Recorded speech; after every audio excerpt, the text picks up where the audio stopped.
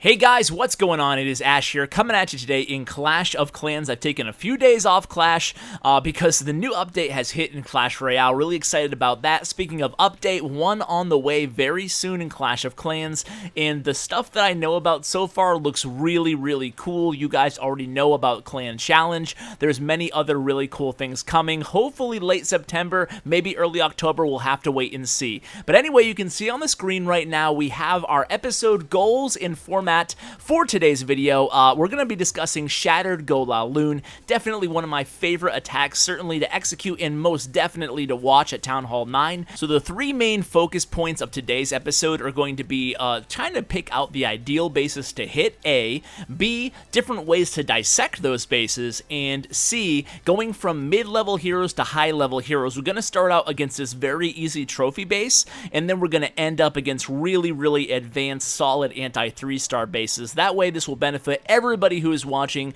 whether you have mid-level heroes as you can see with Darth and Paradox Clan, or whether you have high-level heroes and you're hitting maxed out Town Hall 9 bases. So just for this first raid, guys, by Darth here, what I'm going to do is kind of set the table for this attack, and then I want to talk briefly about the Clashing for Charity event that I hosted a couple weeks ago, kind of wrap that up a little bit. So this base, very easy and perfect to hit for a GoLaLoon attack, especially Shattered using 2 golems. So that's what Shattered GoLaLoon means, in case you're watching my channel for the very first time or YouTube for the very first time.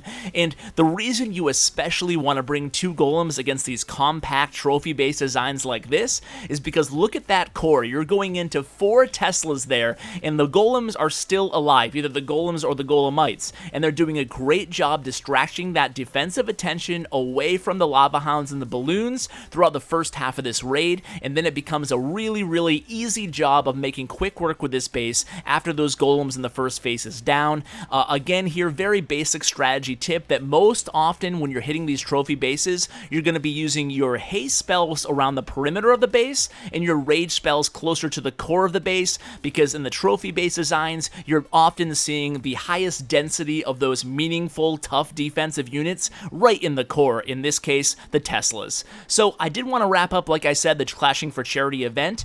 We extended it an additional week. Neetstreet, who is basically the benefactor of the entire thing, he's the guy matching those donations per comment. He's keeping close tabs on every single comment. We're around $30,000 right now, and he's providing me, he already made a $1,000 donation in good faith, plus our GoFundMe is around $600 right now from you guys. So that is all amazing. I'm floored, guys, by all the generosity on your part. I will be providing the proof of receipt of donation on either October 1st or October 2nd, so there will be time to go ahead and comment to get more donations in there if you want to. Just go ahead and check out my Clashing for Charity video. It's not monetized. I don't stand to gain anything from it, and just go ahead and drop a comment of hashtag Clashing for Charity, instant $10 donation. So moving along here, the second attack here by Salute Dog from Elite Academy 2, another really good one. This is a bow GoLaLoon using bowlers in the clan castle. Now most of these attacks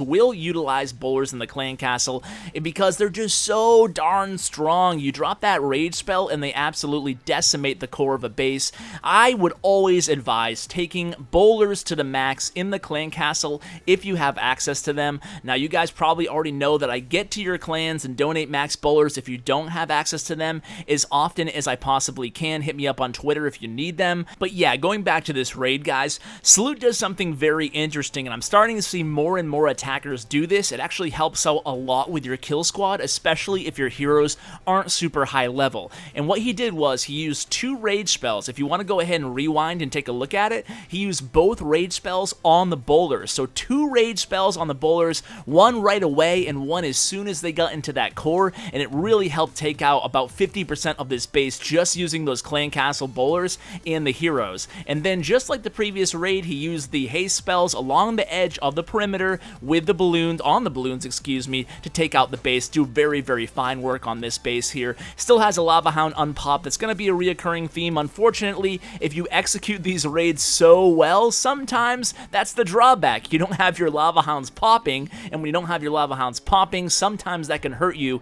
in terms of time. By the way, huge shout out to Elite Academy 2. They're now officially our 10th clan in Elite Nation in Clash of Clans.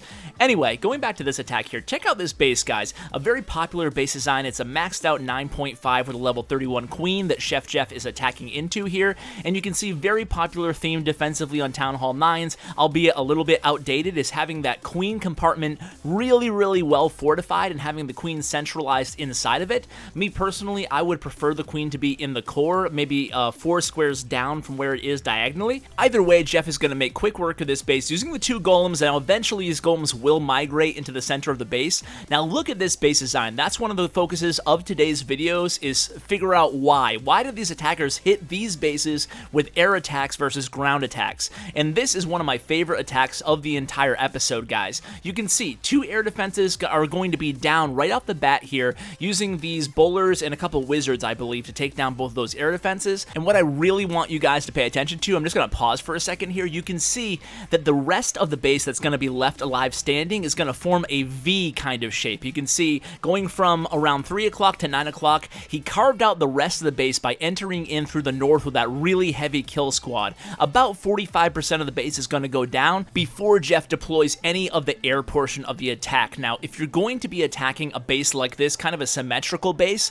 this would actually be the ideal way to engage the base with your kill squad. If you can destroy enough of this core here like Jeff did, having this V formation left is really easy to plan the LaLoon portion of the attack. So you can see, watch these balloons and the Lava Hound deployment here, and watch how he makes work of these haste spells, really speeding up the troops when there's a need for it, and then slowing them down when he wants them to catch up with the rest of the troops. So very quick work of this base. He uses the wizards around the southeast there just to kind of clean up, make things move along a little bit quicker, and then he saves 3 balloons for that far end archer tower. That way not all his balloons are clumped up to engage this wizard tower here. Really textbook LaLoon portion of this attack, and you can see plenty of cleanup left. He has pups, he has balloons, he has plenty of wizards that he held back on. Very well planned attack from Chef Jeff in Elite Academy, the original. So shout out to those guys too. Love our clans,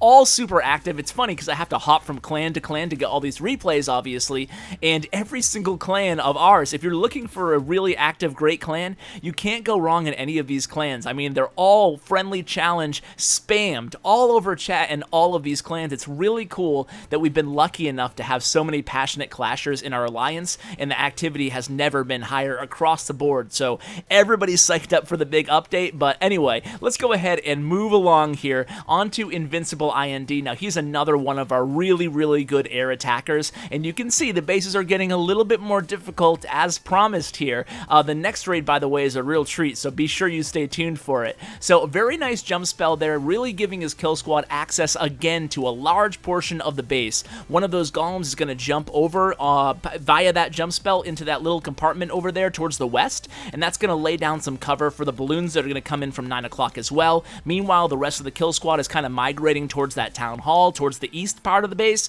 and basically all the defensive structures that really matter, that can really deter the LaLoon portion of the attack, are busy concentrating on those kill squad troops. He still has 2 haste spells, he still has a Lava Hound, which he's deploying right now, and then the rest of the balloons, which he's going to basically just use for the perimeter of this base all at the same time. Look at the beautiful spacing on these balloons from the northeast, guys, making sure he has 2 balloons, enough to take down every single one of those 5 defenses along the perimeter there, and then he uses that haste spell again. All the balloons will merge up in the northern compartment there. Just textbook, really beautiful attack here, and look at all the balloons he has left standing here, and his queen's still alive as well with the Royal Cloak ability unused at this point. So very nice work, again holding back a couple wizards, helping out along the perimeter, plenty of pups still alive. Just very nice attack here by Invincible. And speaking of very nice attacks, let's go on to this attack here by Dominic in Battle Elite, a real tour of Elite Nation, as I said earlier today.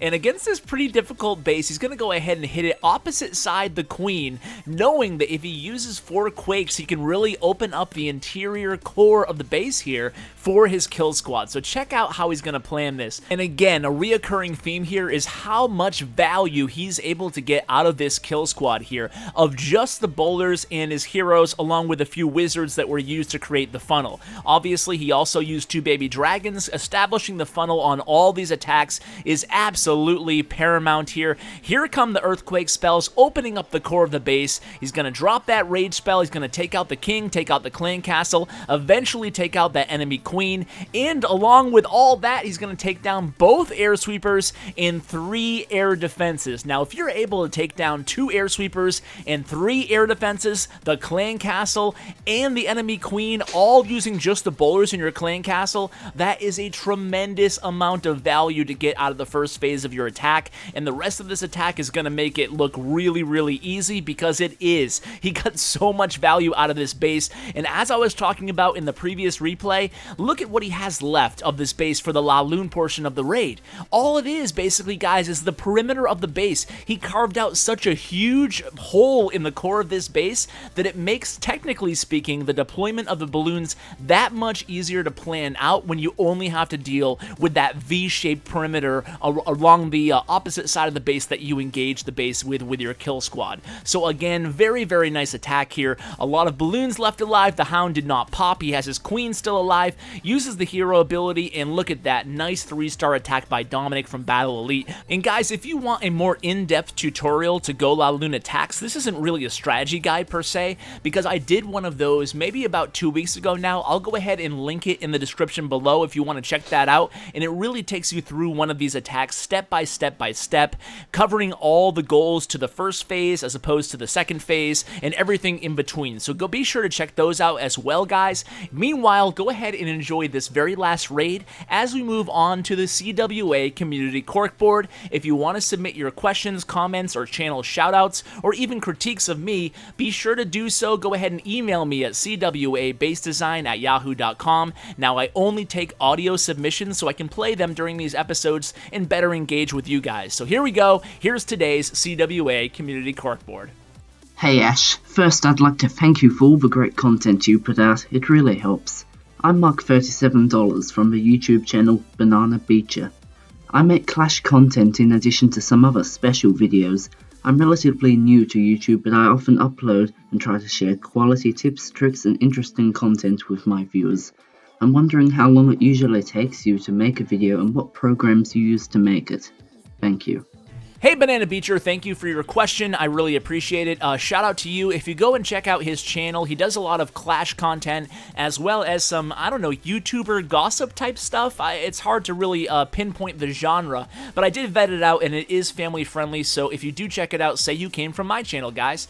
To answer your question, it takes anywhere from 4 to 6 hours to make a YouTube video, for me at least, depending on how intricate the video is and how long. That does have a rather dramatic effect on rendering and uploading as well. To record, I use Elgato 60 HD. I really love it. It's around $175 on Amazon, but once you have it and the lightning cable, it's very easy to use afterwards.